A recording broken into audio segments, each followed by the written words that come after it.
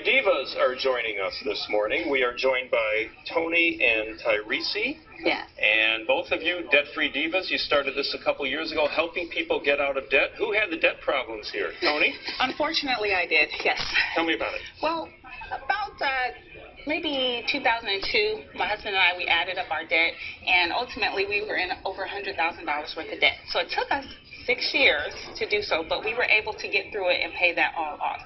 And so we decided from that, I talked with my good friend Tyrese, and we have one more partner, Jill, and we decided, you know what, more people are probably struggling with the similar kind of situations, and we wanted to figure out a way to help people in a non-threatening but informative environment, and so that's what led to the development of the Debt-Free Divas. Tyrese, if there's one thing people can do to get out of credit card debt, what's the key? Cut them up. Don't Cut up use the credit them. cards, Yes. not the people who are Right. Cut up the credit cards. Cut up the credit cards. Stop using them. Really? Yeah, just stop. Stop using the credit cards and think first. Is this something I really need? And if you have to think about it, you probably can wait till you actually get the cash for it.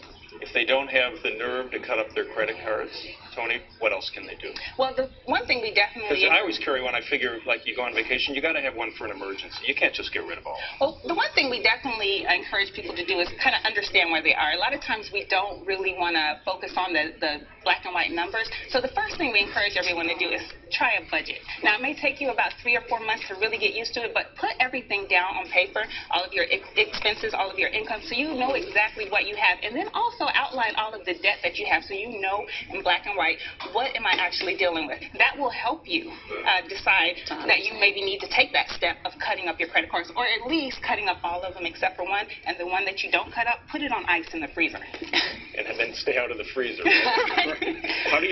How do you increase your savings? What's the best way if you want to stop the spending but also make sure you're putting some money away? How do you do it, and how do you monitor how much you're saving?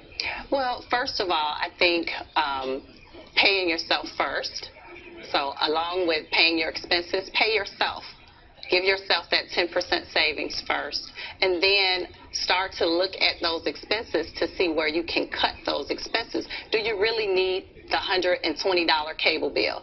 If you're working 9 to 5, if you have children, they're in school. Once they get home, there's probably no time for TV. They got homework, things of that nature. Do you really need the 180 channels? Maybe you can reduce that.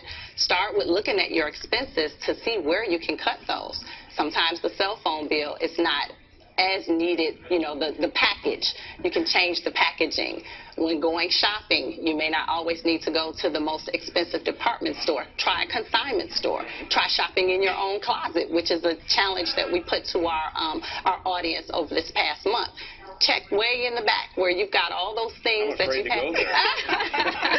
I shopped mine. I bought this dress about 6 years ago. So I'm sure there are a lot of things that you could, you know, take a look at in your closet. Some of those old ties don't work anymore, though, you know. But a lot comes back. A lot of them come back. So try with the expenses first, reducing some of those expenses. Great advice. Good advice. I'm glad you guys are doing so well and that you've got yourself out of debt also. Yes. Thanks for joining us. Thank you. Okay, thanks very much. Still ahead on Good Day Chicago, we're going to show you how